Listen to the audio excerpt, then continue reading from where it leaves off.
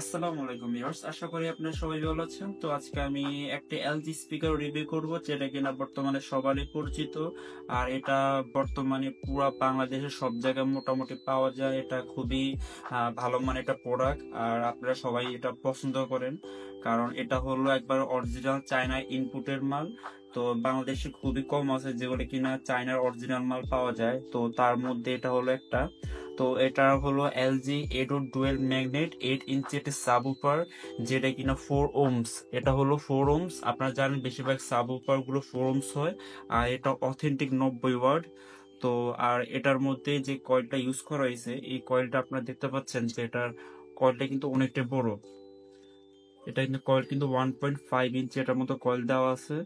আর এগুলো ফিনিশিং খুব ভালো হয়, কারণ এগুলো টোটালি মেশিন এগুলো করা হয়। আপনারা হয়তোবা যদি ইউটিউবে সার্চ করেন চায়না ফ্যাক্টরি কিভাবে স্পিকার অ্যাসেম্বল করা হয়, তো করে আর ফিটিং গুলো কিন্তু মাপ অনুযায়ী হয়।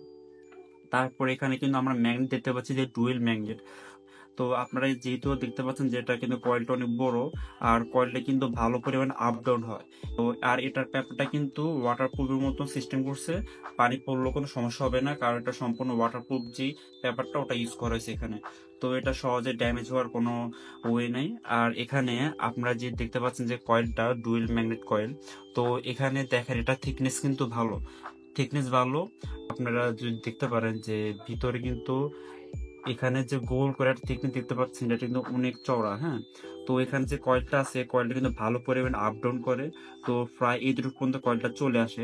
তারপরে যেটা ম্যাগনেট দেওয়া হয়েছে, এই ম্যাগনেটের কারণে কয়েলটা কিন্তু এক্সট্রা পাওয়ার পায়। ভিতরে যে কয়েলটা আছে 1.5 ইঞ্চি, এই কারণে এটার যে সাবের জন্য বা ফুলের জন্য এটা খুবই ভালো, মারাত্মক বাজে এটা। আর এটা বিশেষত্ব হলো এটা আপনারা চাইলে 2:1 সাবের সাথে ইউজ করতে পারবেন। আর চাইলে নর্মাল যে অ্যাম্পলিফায়ার থাকে, শুধু 2 চ্যানেল, ওটার সাথে ইউজ করতে পারবেন। মানে আপনাদের যে কোনো অ্যাম্পলিফায়ার হোক, এটা খুব সুন্দর চলবে।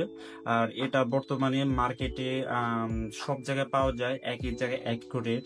আর আপনারা এই স্পিকারটা যদি নেন, সেক্ষেত্রে অবশ্যই এটার সাথে একটু ভালো মানের পাওয়ার সাপ্লাই ইউজ করবেন, কারণ ভালো মানের পাওয়ার সাপ্লাই ইউজ করলে এটা থেকে আরো ভালো পরিমাণে সাউন্ড পাওয়া যায়। মানে যত ভালো আপনারা এই যে ক্লাস ডি অ্যাম্পলিফায়ার বা নর্মাল অ্যাম্পলিফায়ারের সাথে ভালো পাওয়ার সাপ্লাই ইউজ করবেন, তত ভালো সাউন্ড করতে পারবেন।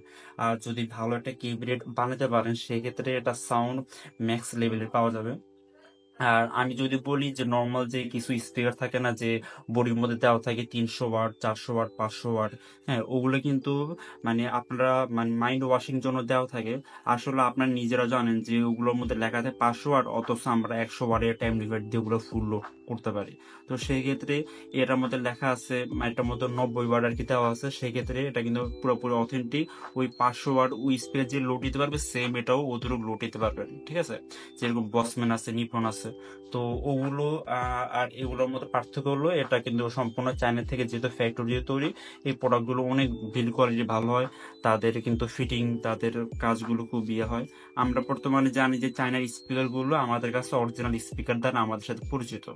তো সেই ক্ষেত্রে আপনারা এটা নিলে নিতে পারেন। এটারও রিভিউ খুব ভালো, যারা যারা নিয়েছে তারা মানে ভালো এটা থেকে সাউন্ড কোয়ালিটি পেয়েছে। তো এটার সাউন্ড টেস্টিং ভিডিও আমার চ্যানেলে একটা শর্ট ভিডিও করা আছে, ওখানে দেখতে পারবে। আর আমি ইনশাল্লাহ সামনে এটা আরো কিছু সাউন্ড টেস্টিং ভিডিও নিয়ে আসবো। তো আজকের জন্য এতটুকুই। আর আরটা হলো এটার সাথে কোনো বক্স আসে না, এটা শুধু স্পিকারে আসে। আর উপরে একটা ছোটখাটো একটা জালি মতন আর কি আসে প্লাস্টিকের, এভাবে মূলত আসে, এটা কোনো বক্স হয় না। তো আজকের জন্য এতটুকুই।